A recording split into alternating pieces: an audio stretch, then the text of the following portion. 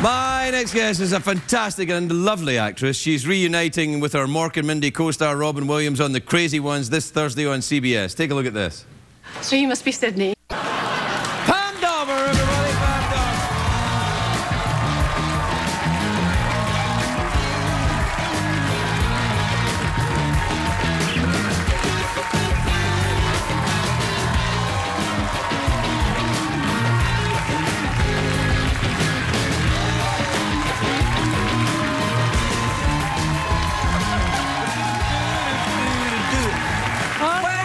Pam, how lovely to see you. You look lovely. Thank you. Just, I mean, I don't mean to be in any way rude or creepy, but you look, Well, you are, but... I know, but you look so much like you did on Mork and Mindy. It's astonishing. Have you got... Yes. Are you in some way connected with the Dark Lord or something? I don't know. I think it's that clean living all these years. Well, I guess. Are you very clean living?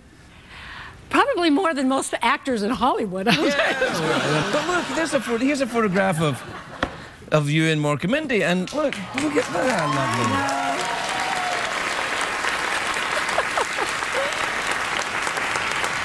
It's funny. Have you worked with Robin since then? No, I hadn't. This is the thing. In fact, the fact that I'm doing this show or doing any sort of publicity just blows my mind, because when they called me to ask me if I wanted to be on an episode, it wasn't that I was dying to get back into show business. I just wanted to see Robin. Technically, being on this show isn't in show business. All right. That's what I was actually hoping. Right? No, you're fine. No, you're on the edge. You're on the cusp. But this is kind of like the bi-curious show. You're not really, and you're not really. So you did. Well, didn't you? Don't you see Robin? Don't you keep in touch? No, I hadn't seen Robin. I hadn't seen Robin in 20 years. Wow. And we hadn't worked on Mork and Mindy for 33 years. Is that really? I mean, it's so amazing when you find that you're that old. Because it does go like that. It does go very fast. I think children speed it up. You have some. Well, well, no, you know, I'll tell you what, it felt like 18, 20, 25 years, quite frankly. Yeah, no, there are moments. Yeah, what age are your kids? They're in their 20s and stuff now. One's 25 and one's 21. Oh, God, yeah, you're past the worst of it now. I know, I am. Yeah, it's all right. You can sleep through the night. I know. It's better when they go away to school because you don't know what they're doing. But when they're home and it's, 1 in the morning or 2 in the morning and they're not home, suddenly you're just, Well, my youngest boy's 3. He's generally home. Yeah, you're still okay. Yeah, but, I don't know. He's got a wandering eye.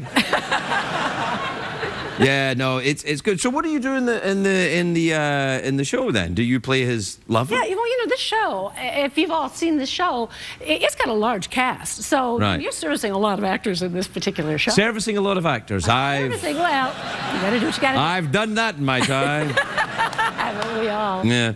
But, and so it's, it's one of a storyline, and Brad Garrett's in this particular one. Right. So he's sort of the catalyst for what happens. But I'm Simon. I'm Simon's new girlfriend. Right. And so, it's 3 scenes.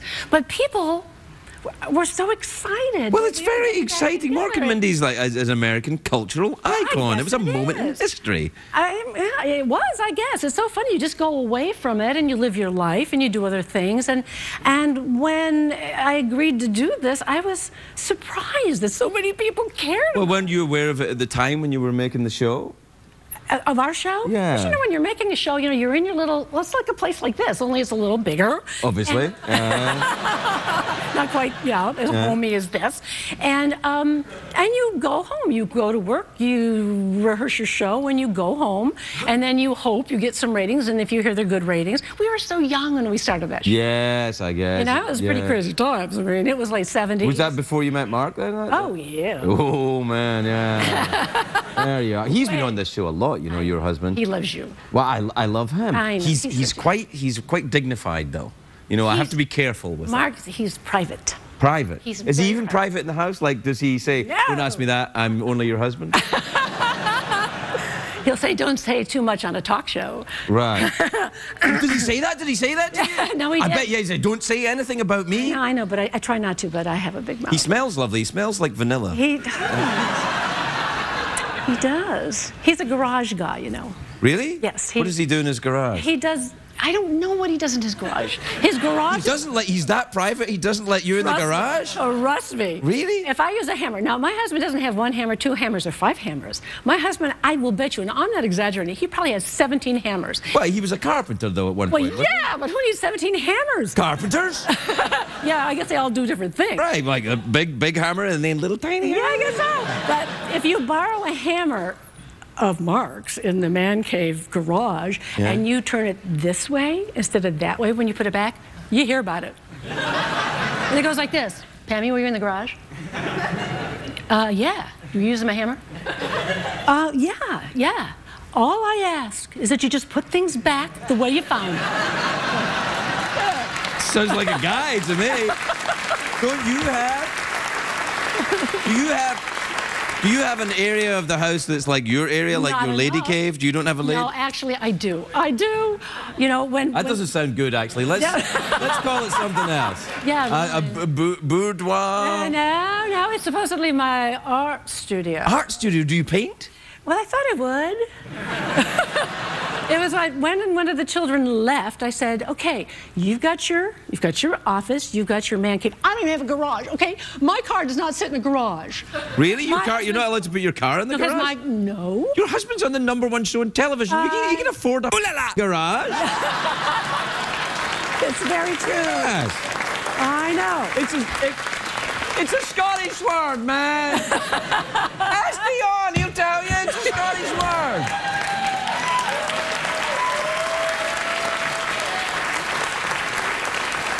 No, so you park on the street and he has... Well, it's because I don't take good care of my car. And so, because I don't take good care of my car, I sit in the driveway. And we have cars.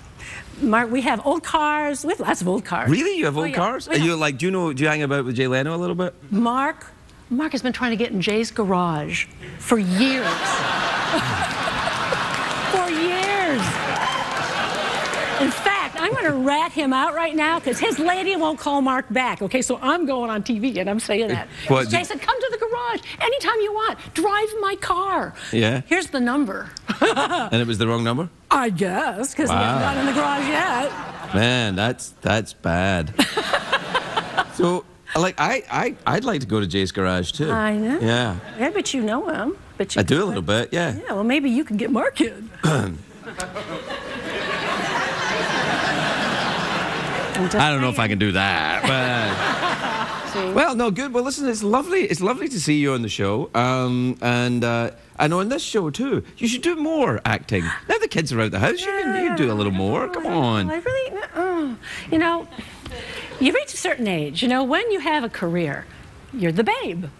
And then time goes on, and then you're the mother of the babe. And then you're the grandmother of the babe. And then you find yourself sitting in a casting office with every other 80s actress in town that still wants a career. I don't want to do it. I've been there. I've been there. Pam Dawber, everybody.